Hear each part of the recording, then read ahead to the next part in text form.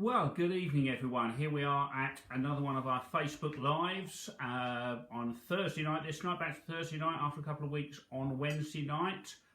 We've got a new beer that's just become very well. It's a return of one of our favourites that's just become available again this week, and that, of course, is Pilgrim Fathers. Now, this is one of, I think it's probably my favourite beer style. It's called a black IPA. Now, it's a bit of an oxymoron, a black India pale ale. So, IPA, a pale ale be dark. Hello, Craig. Good to see you watching into us. What it does is it combines two of my favourite beer styles. It combines the porter with an IPA. So it's a dark beer with hoppy characteristics. So I won't mess around with anything. Let's get it opened and let's get it poured. So just been released this week, the latest batch of this. We did a couple of batches of it last year. I'll tell you a bit more of the story of that in a moment. But the black IPA, I remember it was just about the time I first started the brewery. I think I sampled the first black IPA. I think the first one I ever tried was Windsor and Eton Conqueror, and it did blow my mind a little bit. Actually, the style of beer that you could actually have a dark beer with that hoppy aroma of an IPA. It was amazing, and I thought we have to make one like that. We have to make that. We made Black Christmas, the first one we made, and this was black IPA did last year. So Windsor and Eton Conqueror. Then other ones to try. There's Black Betty by Beavertown, of course. There is what's the other one? I didn't make a note of them. Oh yeah, Weird Beard. They do one, Fade to Black. Haven't had that for ages. I mean, I love Weird Beard beers. I don't see them around quite as much now, but they're amazing beers. And they do a great one. Colonel do a great black IPA. And of course, our friends at Leon C, they do Crowstone as well, a great black IPA. So there are some great ones out there. It perhaps is a style that's was very trendy a few years ago. It's disappeared a bit, but I've seen a bit on social media. People are trying to get it back again. So it's great to see, because it is one of my favourite beer styles. So there you can see it's a dark beer of a porter, and then you've got all that lovely American hop aroma. Yeah, so it's 5.5%. So it's one not to drink pints and pints of. It's one to really savour, but for me, it's got just the complexity of a good beer there, a great beer with that, the chocolatey taste that you get from a porter, together with that hoppiness of an IPA. And actually, even within black IPA, there's a range of styles. Some of them are more IPA-ish, obviously more in the hoppy style. Some of them are more porterish, some of the more darker styles. And I mean, you sometimes get them that are almost like stout, sort of, with hoppy stout, some of them, when they're really dark. But I think ours is sort of just in the middle. It's sort of like it has got both the characteristics of the porter and the IPA in there. So it just goes down gorgeous. I mean, I can't speak of it as strongly enough. A lovely black IPA. We say that we had to make one of those, and it's great now. We make two of them. We make one at Christmas, the Black Christmas, and we did this one, the Pilgrim Fathers. We did it a couple of times last year. We did it in spring, and we did it in autumn as well. Perhaps not so much for a summer ale, but yeah, for springtime and autumn time, it is a wonderful beer, definitely. Just sort of a few things on the ingredients. It's American hops. I can't remember off the top of my head what the American hops are that we put in there, but yeah, it's a classic American hops. I'm pretty sure it's Cascade and Chinook. And obviously the malts we've got in there, it's the chocolate malt and the brown malt that gives that lovely chocolatey flavour to it. So it is a great beer, definitely. Okay, so what else can we say about it? But except for it's great beer. So we're looking at the now the other thing to say is about the glass we've got there. So the glass you'll see, it's got their pig's ear on it. So pig's ear. This is the 2006 Pig's Ear Beer Festival. That's the East London Beer Festival. Those of you who know Pig's Ear, rhyme and slang for beer. Sponsored by Fuller's, which again, one of the traditional breweries, is probably one of my favourite traditional breweries. London Pride, Fuller's ESB, really both wonderful beers, and they do the Fuller's Vintage Ale.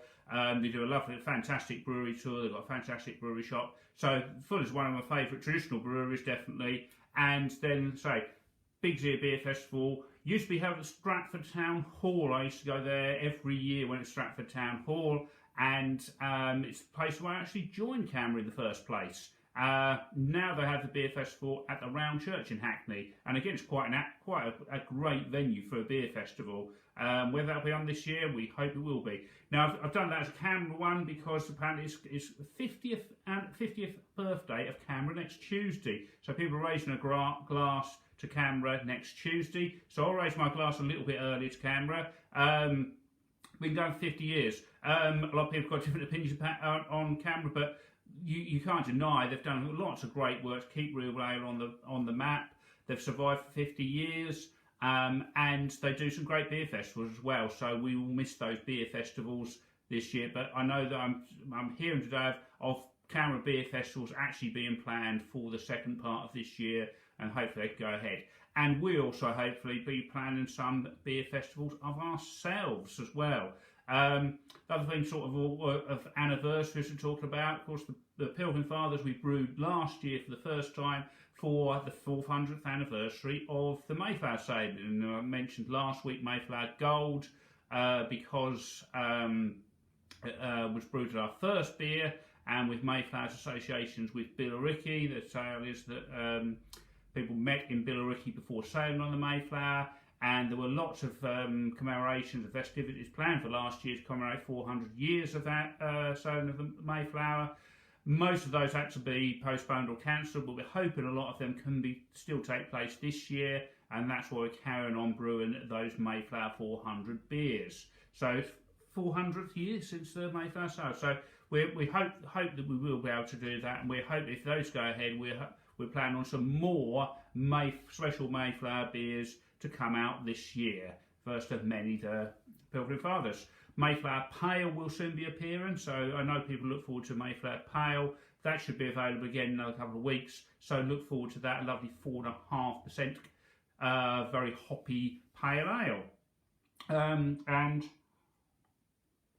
of course the other thing is, well, I saw it on the press today about it's a year ago, sort of, that it's really the last year before the last week a year ago before the lockdown came along, and people talked about that one of the things that happened there that the final week was Cheltenham. It was the last Liverpool match, the last football match in the country for a while, between Liverpool against Atletico Madrid.